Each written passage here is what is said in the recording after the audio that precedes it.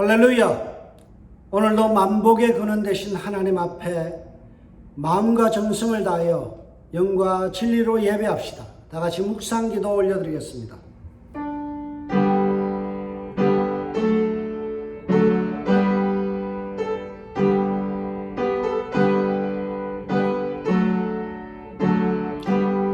허물의 사함을 받고 자신의 죄가 가려워진 자는 복이 있도다. 마음에 간사함이 없고 여호와께 정죄를 당하지 않은 자는 복이 있도다. 아멘. 오늘도 주님 앞에 사죄의 은혜를 받게 하시고 주님으로부터 오는 귀한 은혜의 능력으로 살게 하신 주님을 찬양하며 경배합니다. 이 시간 주님의 은혜에 감사하며 나왔습니다. 예배자로 주님 앞에 예배할 때 오로지 주님만 바라보는 시간 되게 하여 주시고 놀라우신 하나님의 그 은혜만을 사모하는 시간 되게 하여 주옵소서. 감사 찬양을 하나님께 올려드리옵고 예수님의 이름으로 기원하옵나이다. 아멘. 오늘 우리에게 주시는 하나님의 말씀은 창세기 4장 17절에서 24절까지의 말씀입니다. 아내와 동침하매 그가 임신하여 에녹을 낳은지라. 가인이 성을 쌓고 그의 아들의 이름으로 성을 이름하여 에녹이라 하니라. 에녹이 이랏을 낳고 이랏은 무후야엘을 낳고 무후야엘은 무두사엘을 낳고 무두사엘은 라멕을 낳았더라. 라멕이 두 아내를 맞이하였으니 하나의 이름은 아다요 하나의 이름은 실라였더라.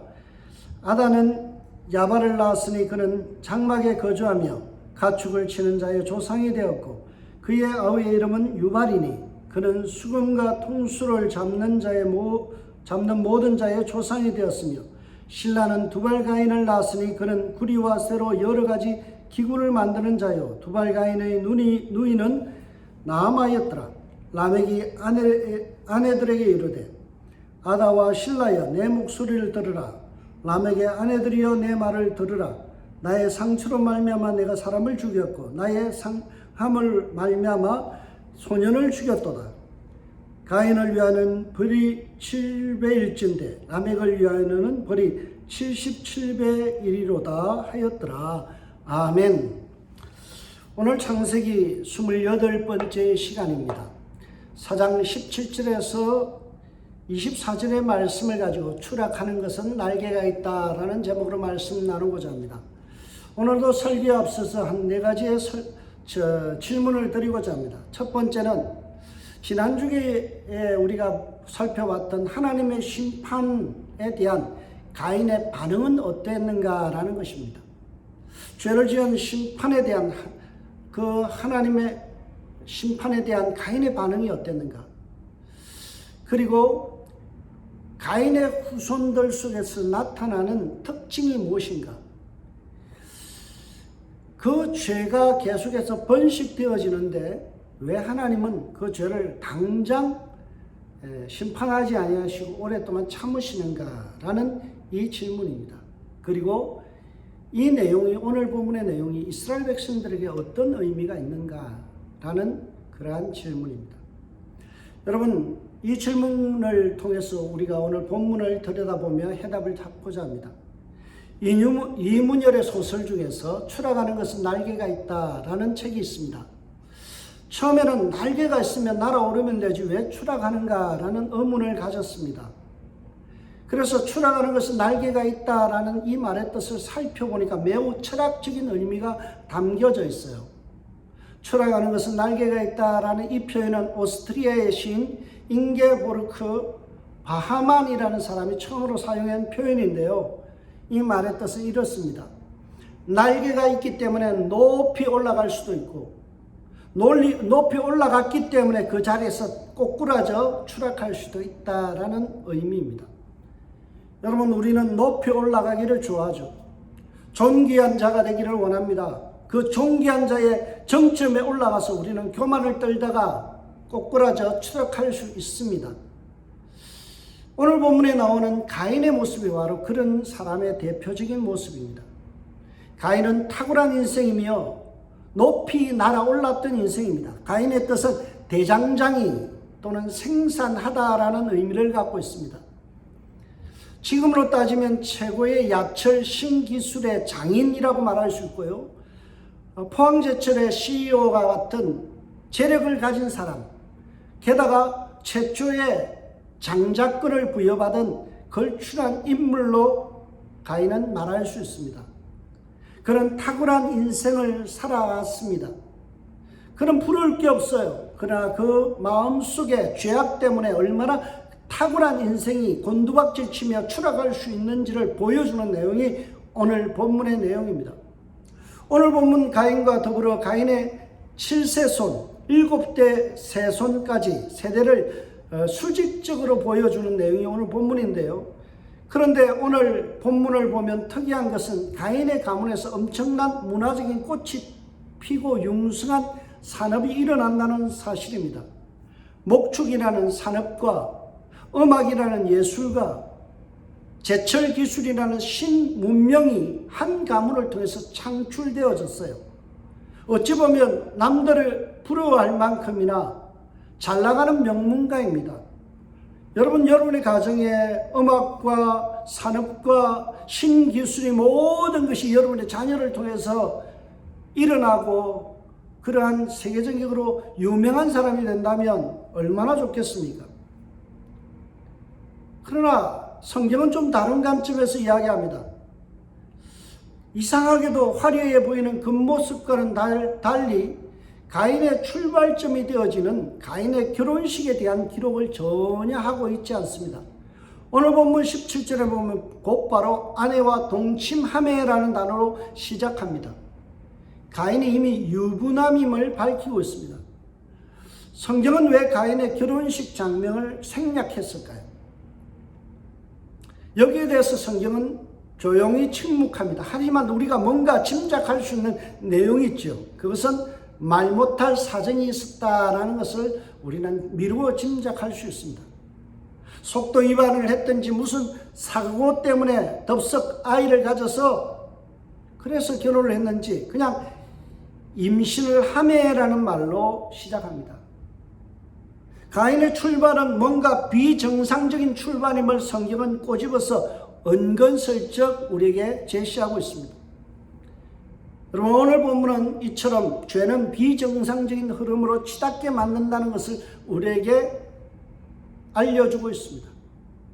그 비정상적인 흐름의 출발을 부각하기 위해서 모세는 가인의 가문의 파운데이션, 기초가 되어지고 그던 출발의 장소가 되어지는 한 장소를 이야기하고 있습니다. 그곳이 어딘가요? 16절에서 말씀하는 놋이라는 땅입니다. 놋은 가인의 생업의 터전이며 파운데이션, 기초입니다. 그 기초가 어떤 뜻을 갖고 있나요? 놋이라는 뜻은 끊임없이 방황하는 와나드라는 히브리어를 쓰고 있습니다.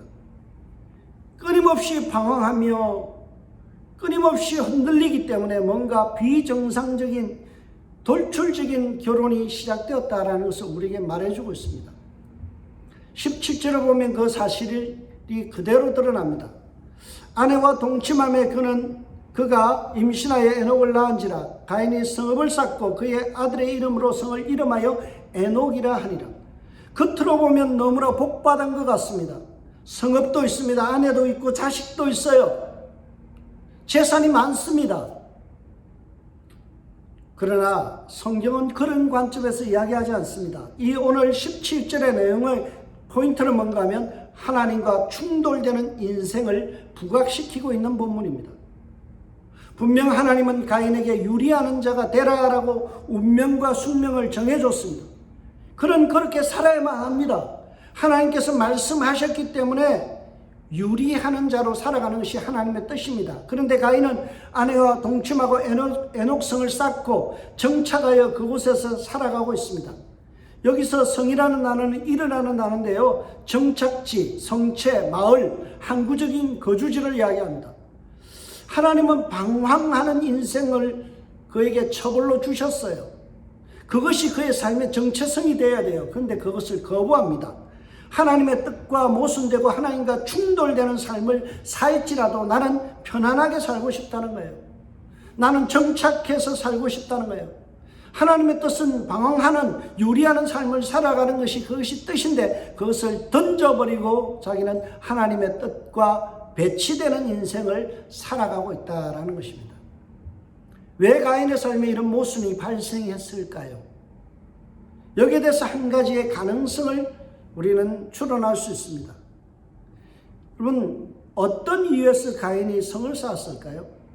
그것은 하나님의 징계에 대한 반항심, 하나님에 대한 반항행위로서 성을 쌓았다라고 해석할 수 있습니다. 하나님은 방황하는 인생을 살아가라 하셨는데요, 그게 싫은 거예요. 그래서 불복종하며 반항하며 성을 쌓고 둥지를 틀었습니다. 하나님의 뜻에 반항하며 거꾸로 살아가는 거예요. 하나님이 정해주신 분복에 방황하는 인생이 아니라 반항하는 인생으로 살아가는 것이에요. 브루스 윌킨은 이 대목에서 이렇게 주석합니다. 불경건한 자는 하나님을 높이는 대신 인간을 높인다.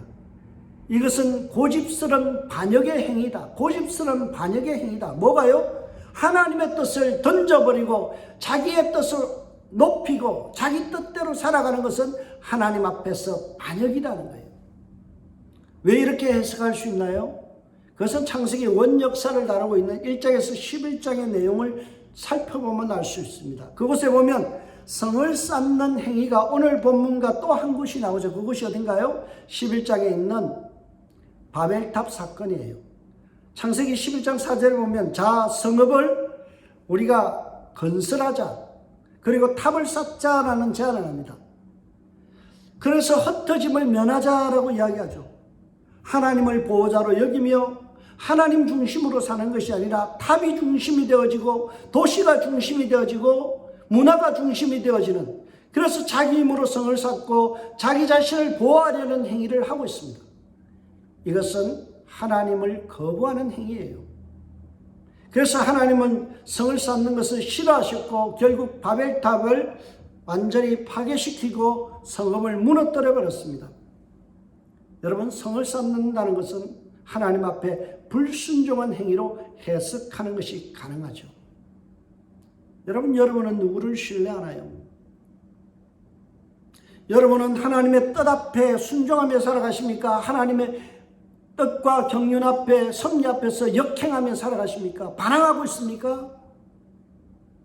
여러분, 그 마음을 접고 하나님 앞에 순종할 수 있길 바랍니다.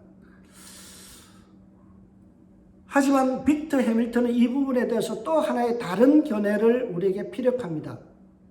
매우 타당한 해석인데요, 저는 앞에 있는 브루스 윌키보다도 이 빅터 해밀턴의 견해가 좀 더 타당한 견해로 보여집니다.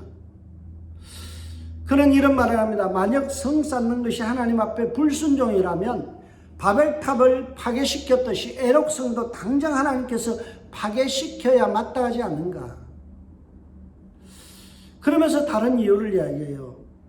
그것은 가인의 반항이 아니라, 반역이 아니라 믿음 없음, 하나님 앞에 불신앙의 모습으로 해석해야 된다라는 거예요. 하나님께서 가인에게 무엇을 주셨나요? 지난 시간에 배웠듯이 오트, 마크, 표를 주셨어요. 이 표만 있으면 너는 안전하다, 어디를 가더라도 너를 지켜주시겠다, 하나님의 약속이 있었죠. 그 약속을 100% 신뢰하지 못해서 자기 나름대로 방비책을 세우는 거예요. 성을 쌓고 남들이 나를 죽이지 못하도록 대안을 세운 거예요. 저는 빅터 해밀턴의 해석이 매우 타당하다라고 보여집니다. 믿음이 없는 사람은 하나님의 말씀을 100% 신뢰하지 않습니다. 하나님께서 약속하신 말씀에 대해서 이의를 제기하고요, 하나님의 말씀에 대해서 반감을 갖고 하나님의 말씀에 대해서 그대로 수용하지 못하기 때문에 자기 나름대로 계산하고 자기 나름대로 인생을 경영하며 자기 나름대로 대안을 세워서 그 문제를 해결해 보려고 합니다. 여러분, 성을 지키는 자는 하나님이시고요, 집을 세우시는 분도 하나님이세요. 그 세우시는 자가 집을 지키지 않으면 파수꾼의 경성함이 헛되다, 성을 지키는 것도 헛되다라고 성경 말씀하죠. 여러분, 그래서 믿음이 중요한 거예요. 성경은 분명 우리에게 이렇게 말씀합니다. 믿음이 없이는 하나님을 기쁘시게 못하나니, 믿음 없으면 하나님 앞에서 기쁨이 되지 않아요. 아무리 좋은 것을 갖다 붙여도 믿음이 없이 살아가면 그곳에 하나님의 능력이 나타나질 않습니다. 그 사실을 18절에 기록된 가인의 후손들의 이름을 통해서 보여줍니다. 여러분 18절을 보세요. 에녹이 이랏을 낳고 이랏은 무야엘을 낳고 무야엘은 무두사엘을 낳고 무두사엘은 라멕을 낳았더라. 가인의 아들 에녹이라는 사람이 등장하는데 에녹의 뜻은 받쳐지다, 봉헌되다 이런 뜻이에요. 가인의 손자 이름은 이랏인데요. 들락이 힘 그런 뜻이에요. 들락이와 같이 힘이 있다는 거예요. 증손자 무두야엘은 하나님이 나를 살게 하신다. 또는 하나님이 나를 살찌우신다. 또는 하나님의 제사장이라는 의미가 있어요. 가인의 고손자인 무두사엘은 하나님의 사람이라는 뜻이에요. 온갖 좋은 이름을 다 갖다 이름을 붙였어요. 가인은 자신의 손자들의 이름을, 증손자들의 이름을, 고손자의 이름을 붙이면서 매우 성경적인 이름을 다 갖다 붙였습니다. 하지만 그 결과가 뭔가요? 마지막 결론은 라멕이라는 거예요. 믿음 없음의 결과가 뭐로 이야기하고 있어요? 라멕이라는 겁니다. 이 사실을 부각시키기 위해서 이랏, 무야엘, 무두사엘까지는 그냥 이름만 거명하고요. 라멕에 와서는 매우 분량을 방대하게 설명하며 구체적으로 설명하고 있어요. 왜 구체적으로 라멕을 다룰까요? 중요하기 때문이죠. 그 중요성이 뭔가요? 믿음 없음의 결과가 라멕으로 드러난다는 거예요. 믿음 없음의 결과가 라멕의 삶으로, 라멕의 어떤 삶의 정체성으로 그대로 드러나고 보여준다는 사실을 우리에게 각성시키는 거예요. 고도내남은 이 부분을 추석하면서 이렇게 말합니다. 그의 폭력적인 생활 방식은, 라멕의 폭력적인 생활 방식은 그의 종상 가인을 상기시킨다. 라멕은 가인을 상기시킨다. 가인과 아주 흡사한 라멕이라고 말씀하고 있고요. 이것을 다른 말로 하면 가인의 결과물이 뭐라고요? 라멕이다라는 거예요. 그러면 가인의 결과물이자 성적표인 라멕이 어떤 사람이에요? 죄 중에 죄질이 아주 나쁜 사람이에요. 최초로 일부일처제를 깨고 첩을 둔 사람으로 오늘 본문은 소개합니다. 19절을 보세요. 라멕이 그 두 아내를 맞이하였으니 하나의 이름은 아다요 하나의 이름은 실라더라. 성경은 창세기 2장을 통해서 일부일처제가 이상적인 결혼이고 하나님이 허락하신 결혼 제도임을 우리에게 밝혔어요. 그런데 라멕은 중혼을 감행함으로써 첩을 둠으로써 가정의 갈등과 불협화음에 불씨를 만들고요. 거기에서 태어난 자녀들을 통해서 하나님 앞에서 범죄하는 그런 가문으로 만들어 나가고 확장시켜 나가요. 우리가 알다시피 아내 둘을 얻어서 평탄한 집안이 없었습니다. 아브라함을 보세요. 사라이의 몸종 하가를 취해서 아내 첩을 만들었다가 이스마엘을 낳고 그 이스마엘과 사라의 아들 그 이삭이 얼마나 갈등하나요? 지금까지도 그 갈등이 일어나고 있잖아요. 여러분 야곱을 보세요. 레아와 라헬을 부부인 둘을 얻었다가 결국에는 고통의 시간을 보내잖아요. 이처럼 하나님 앞에서 죄는 죄를 낳습니다. 가인의 하나님 앞에서의 겸손하지 못하고 하나님 앞에서의 뜻대로 하나님의 뜻 앞에 순종하지 못하니까 그의 후손에서 라멕 같은 인물이 나오는 거예요.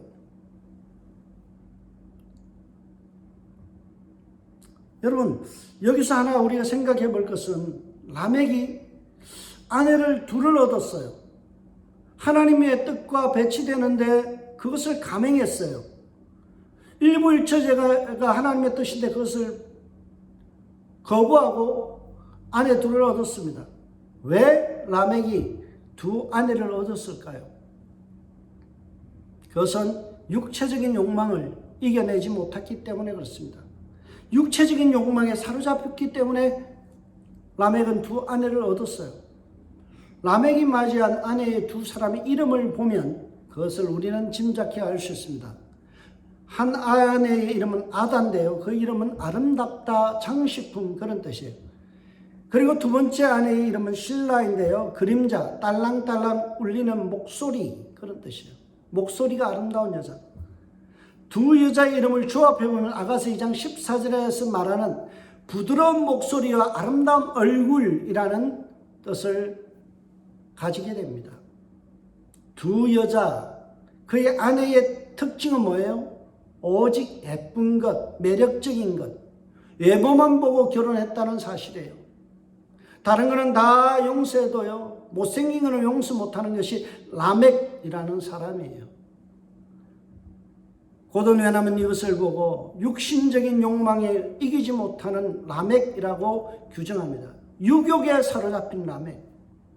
그 결과 육신의 정욕에 끌려가는 라멕 때문에 가인의 집안은 죄가 더욱 악화되어지고 활성화되어지게 되어집니다.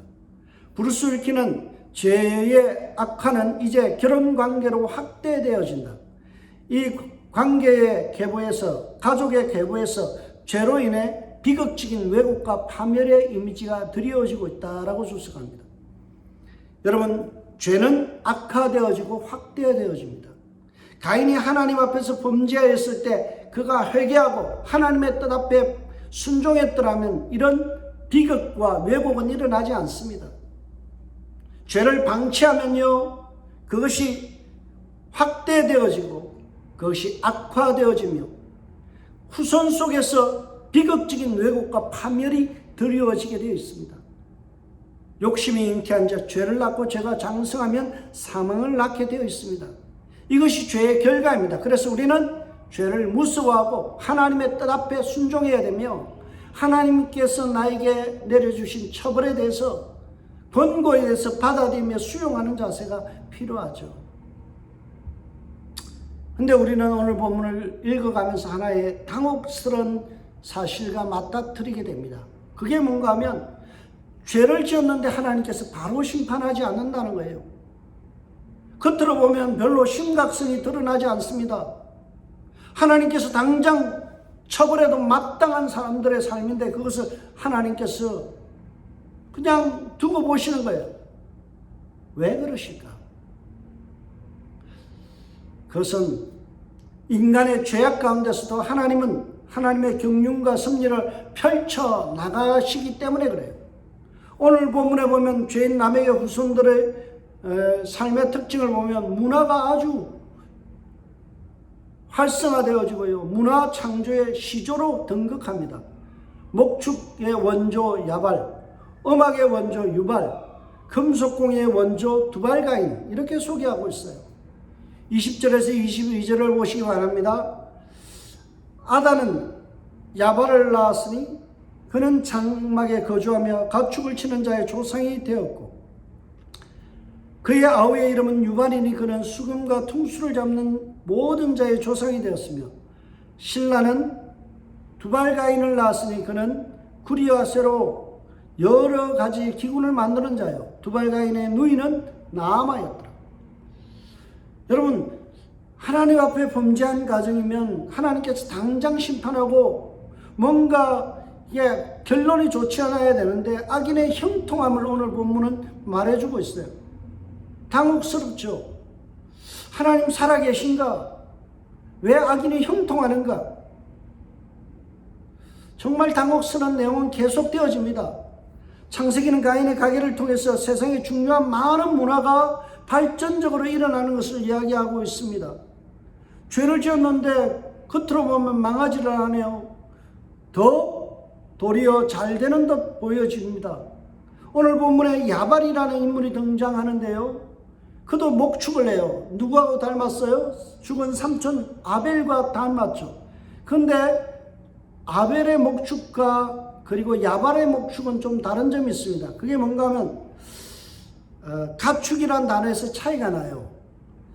아벨의 길은 동물, 가축은요, 쫀이라는 히브리어를 쓰고 있어요. 그것은 작은 소나 양이나 염소 정도를 키우는 작은 규모의 산업을 이야기할 때 이야기하고 있고요.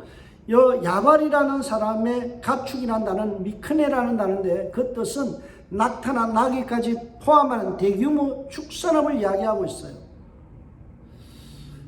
하나님께서 벌을 주셔도 시원찮을 때 죄인이 더 형통해집니다. 더 재밌는 것은 그들의 이름이에요. 야발이라는 뜻은요, 행진하다라는 뜻이 있어요. 원래 야발이라는 단어는 야발엘이라는 약칭에서 나오는데 하나님이 행진을 이끄신다는 뜻이에요. 야발과 비슷한 동생의 이름이 있죠. 유발, 야발, 유발 비슷하죠. 유발이란 말은 야발의 과거 분사형이에요. 뜻은 행진하게 된 이란 뜻이고요. 마지막에 두발가인이라는 뜻을 말해서 두발이란 말은 행진이라는 명사형이에요. 여러분 여기에 세 이름이 나오죠. 야발, 유발, 두발.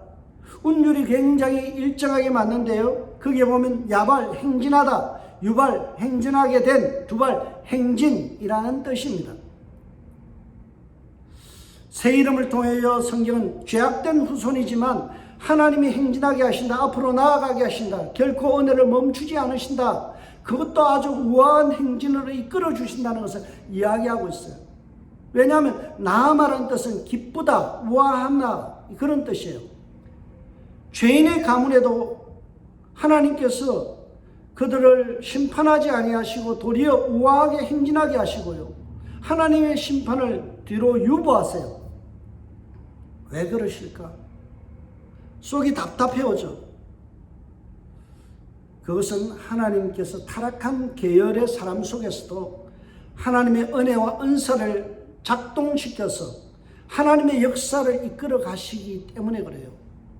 불순종한 자들의 은사를 통해서도 하나님은 하나님의 경륜과 섭리와 하나님의 나라를 끊임없이 발전시키고 이끌어 나가세요.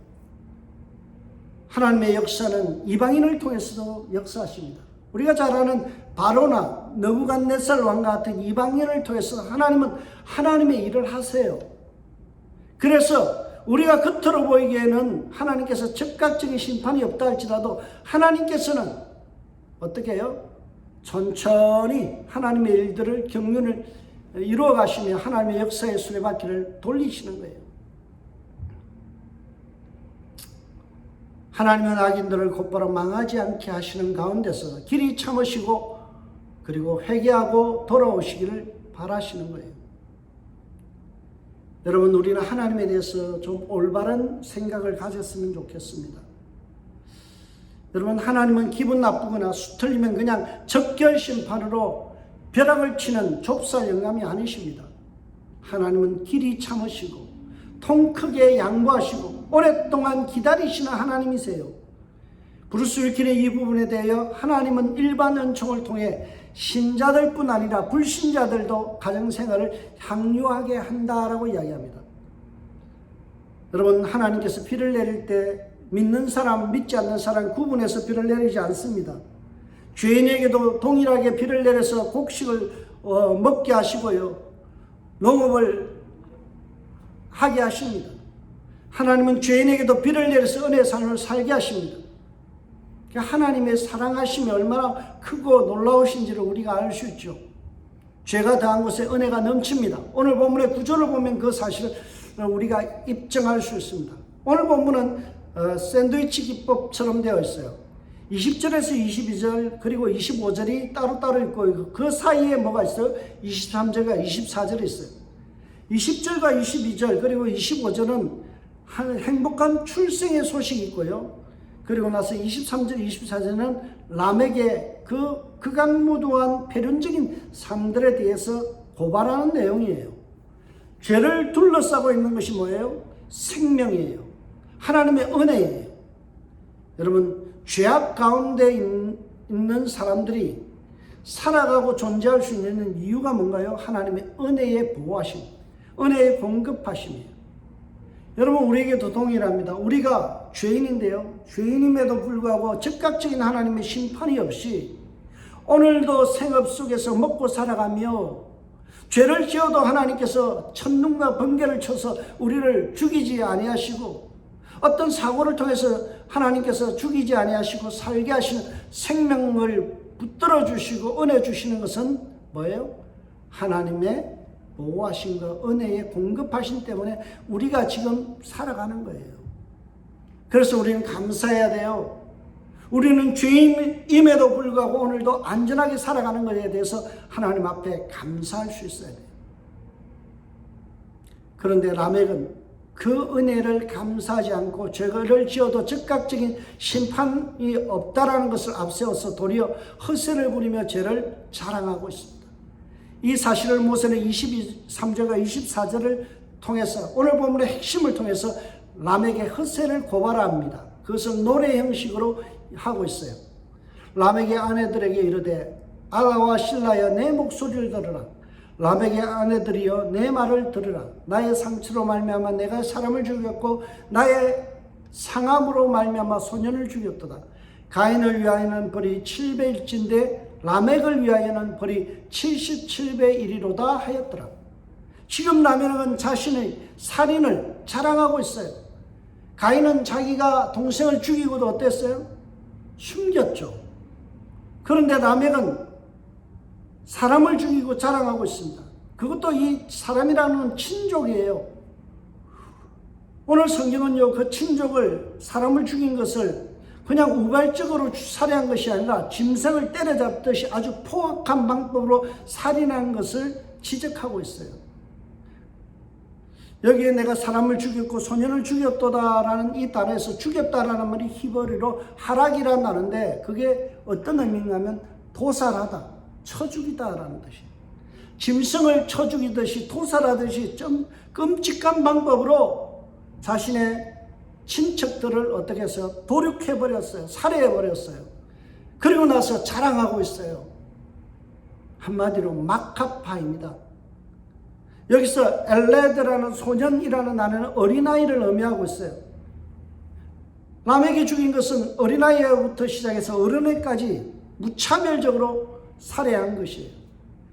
그런데 오늘 본문에 보면 무엇 때문에 라멕이 어린아이에서부터 어른에 이르기까지 무차별적이고 그리고 무자비하게 도륙했다라고 이야기하고 있나요? 고작 상처 때문에. 상처 때문에. 상처라는 말이 히브리어로 펫자라는 단어인데요. 그 뜻을 알면 참 충격이에요. 그 뜻은요, 타박상, 멍이 들다라는 거예요. 라멕이 지금 받은 위에는 뭔가요? 멍이에요. 타박상이에요. 그런데 이것을 가지고 뭐로 대갚아주고 있어요? 사람을 죽였다는 거예요. 이게 말이 됩니까? 그냥 부딪혀도 타박상을 입잖아요. 그 정도의 사건을 가지고 무자비하게 그냥 보복을 한 거예요. 저는 오늘 본문을 대하면서 현대 사회를 보는 것 같습니다. 요즘 젊은이들은요, 쳐다봤다고 죽여요. 어깨가 부딪혔다고 사람을 때려 죽여요. 현대 사회의 단면이 어찌 그리도 라멕의 모습과 흡사한지 저는 참 충격을 받습니다. 이러한 충격적인 살인의 행위를 하고도 떠벌리면서 그가 자랑하고 있어요. 라멕이 하는 소리를 들어보세요. 보통 그만한 사람이 아닙니다. 가인을 위하여는 벌이 700일인데 라멕을 위하여는 벌이 77배 이르로다.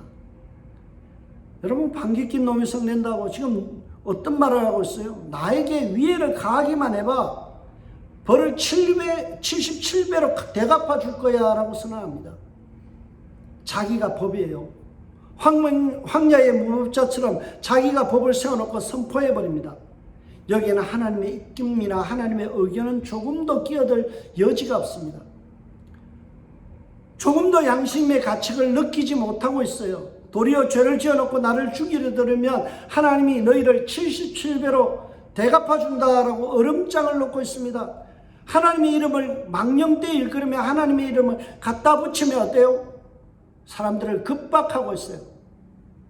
라멕은 천상추나 유아독존을 외치는 아주 교만한 사람의 대표적인 인생입니다. 양심에 화인맞은 자가 되어버렸습니다. 저는 오늘 본문을 보면서 굳이 하나님께서 벼락을 내려서 가인이나 이 라멕을 죽이지 않아도 되겠다라는 생각을 들어요. 왜냐하면 양심의 가책을 느끼지 못하는 그 인생 자체가 어때요? 하나님의 심판이에요. 하나님의 내버려 두심, 로마서서 이야기하는 하나님의 내버려 두심, 양심에 화인맞은 상태로 계속해서 죄를 지으면서 부끄러움을 못 느끼고 살아가는 거예요. 가인의 사고방식은 그대로 그의 사대째 손자의 라멕에게서 꽃을 피우고 그대로 드러납니다. 부전자전이죠. 여러분, 여기서 우리 한 가지 짚고 넘어가야 될 부분이 있습니다. 내가 하나님 앞에 범죄하고 가인처럼 살아와도 내 후손인 어떤 에녹에서 드러나지 않는다고, 무들야엘이나 무두사엘에서 드러나지 않는다고 안심하면 안 돼요. 언젠가는 죄가 죄를 낳아 몇 대를 거친 후에 유전질환처럼 가족력으로 드러날 수 있습니다. 가인의 죄가 라멕에서 꽃을 피우고 그것이 폭발하는 것 같아요. 가인은 자신의 후손을 통해서 극악무도하고 가혹한 보복을 드러내며 그 자손들을 통해서 악명 높은 인생, 주의 사람들에게 아주 피해를 끼치는 인생으로 그렇게 살아가고 또한 전파하고 있습니다. 폭력성의 대명사인 가인은 그의 자손들에게 그 폭력성을 물려주고요. 그 후손인 6장 1절에서 6절에 보면 되돌이표가 되어서 계속해서 죄가 양산되어지는 것을 보게 됩니다. 죄는 죄를 낳습니다. 죄는 어떤 모양이라도 버려야 되고요. 하나님께서 우리에게 주신 어떤 분복에 대해서, 하나님의 처벌에 대해서 우리는 받아들이며 겸손히 회개하는 심정으로 살아가야 되는 거예요. 저는 오늘 본문을 보면서 왜 하나님께서 모세를 통하여 이 본문을 이스라엘 백성들에게 기록하게 하시고 듣게 하셨을까라는 의문을 갖습니다. 오늘 본문을 보면서 저는 문득 4장에 나오는 가인의 후손과 비교되는 집안 한 집안을 발견합니다. 그것은 창세기 5장 6절부터 시작하는 가인의 동생 셋의 자손들입니다. 거기에 보면 외형적으로 똑같은 이름이 등장합니다. 에녹이 하나님과 동행하더니 하나님이 그를 데려가심으로 세상에 있지 아니하였더라. 에녹이 누구입니까? 오늘 본문에 보면 가인의 아들로 등장하고요. 5장에서는 셋의 후손으로 아담의 7세 손으로 등장합니다. 똑같은 이름이에요. 한 사람은 가인의 흐름이고요. 한 사람은 셋의 흐름입니다.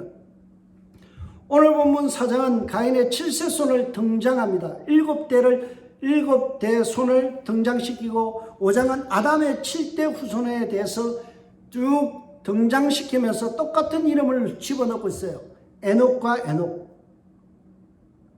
가인의 후손 에녹과 그리고 셋의 후손 에녹. 그러면서 이스라엘 백성들에게 이렇게 질문합니다. 너는 가인의 후손으로 에녹과 라멕으로 이어지는 범죄자의 가문으로 이어갈 것인가? 아니면 셋의 후손으로 하나님과 동행하는 삶을 살아갈 것인가?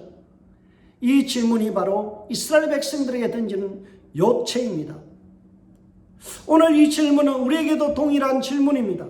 너희는 가인의 후손으로 살아갈 것인가? 아니면 셋의 후손으로 살아갈 것인가? 너는 가인의 족보에 있는 에녹으로 살 것인가? 아니면 셋의 후손으로 살아가는 에녹으로 살 것인가? 하나님과 동행하는 인생으로 살 것인가? 이름은 똑같아요. 겉은 똑같습니다. 외형상 차이가 없어요. 그러나 내면의 점수는 다를 수 있습니다. 여러분, 에녹의 이름은요, 원래 한옥이라는 단어에서 왔어요. 한옥은 뜻은요, 훈련시키다, 양성하다, 바치다, 봉헌하다는 뜻이에요. 여러분, 여러분의 인생은 어디에다 바쳐지고 있나요? 어떤 식으로 양성되어지고 훈련되고 있나요? 나는 믿음 없는 가인의 아들 에녹으로 양성되고 바쳐지고 있나요? 아니면 하나님과 동행하는 믿음의 후손 에녹으로 양성되고 바쳐지고 봉헌되고 있나요? 사랑하는 우리 은샘가족 모두는 믿음의 후손 에녹이 되어지시길 주의 이름으로 축복합니다. 하나님 앞에 훈련되어지고 하나님 앞에 봉헌되어지는 셋의 후손으로서 하나님과 동행하는 삶을 살아가는 한 주간이 되시길 주의 이름으로 축복합니다. 믿음의 명문가를 세워나가는 셋의 족보를 이어가는 저와 여러분 되셔야 돼요. 겉으로 보면 가인의 가문이 더욱 매력적이잖아요. 돈도 많아요. 모든 원조입니다. 유명해졌어요. 그리고 성을 소유했어요. 그러나 그 속에는 죄가 관영하고 죄가 꼽히고 있어요. 그래서 에녹으로 살아가는 거예요. 죄에 봉헌된 자로, 죄에 훈련된 자로 살아가는 거예요. 그러나 오늘 창세기 5장에 나오는 셋의 후손 에녹은 하나님과 동행하는 삶을 살았다라고 우리에게 제시하고 있습니다. 우리의 삶은 어디에 있나요? 우리의 삶은 또한 어디를 향하여 가고 있나요? 어떻게 훈련되어지고 어떻게 하나님 앞에 봉헌되어지고 있나요? 오늘 이 질문 앞에 여러분의 삶을 한번 점검해 보시고 하나님이 기뻐하시고 하나님이 원하시는 주님과 동행하는 인생을 살아가는 저와 여러분이 되시길 주의 이름으로 축복합니다. 기도하겠습니다. 하나님 아버지 참으로 감사합니다. 가인의 후손들을 통하여 죄의 관영함과 죄의 유전과 그리고 죄가 얼마나 한 가문을 파괴하는지를 보게 되었습니다. 그들 겉면을 보고 좋아할 것이 아니라 그들 속을 바라보며 통탄하게 하시고 도리어 회개하여서 셋의 후손인 에녹과 같이 주님과 동행하며 살아가는 삶으로 하나님 앞에 훈련되어지고 봉헌되게 하여 주옵소서. 감사하고 예수님의 이름으로 기도합나이다. 아멘. 찬송가 545장입니다.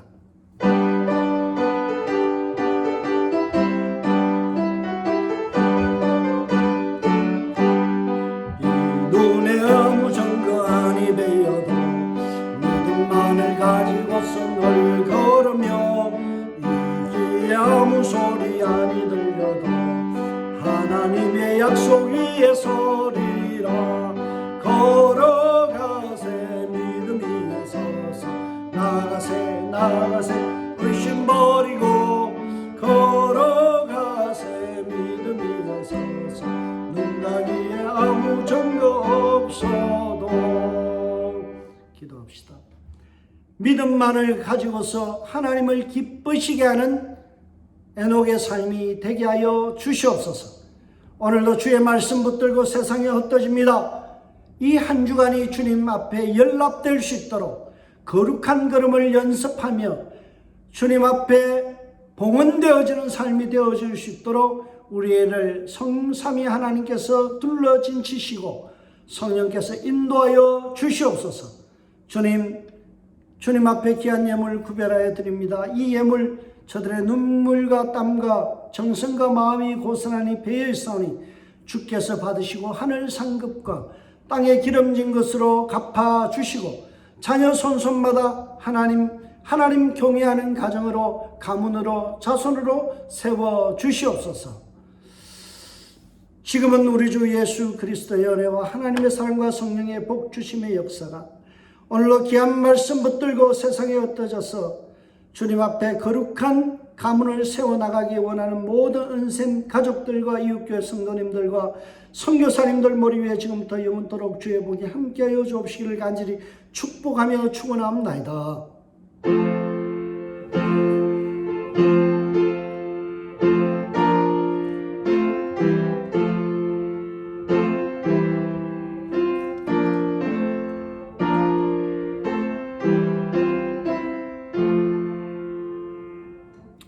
예배를 마쳤습니다. 이 한 주간도 주의 은혜가 함께 하셔서 여러분의 삶이 주님과 동행하는 에녹의 삶이 되어주시길 주의 이름으로 축복합니다. 파송합니다. 샬롬.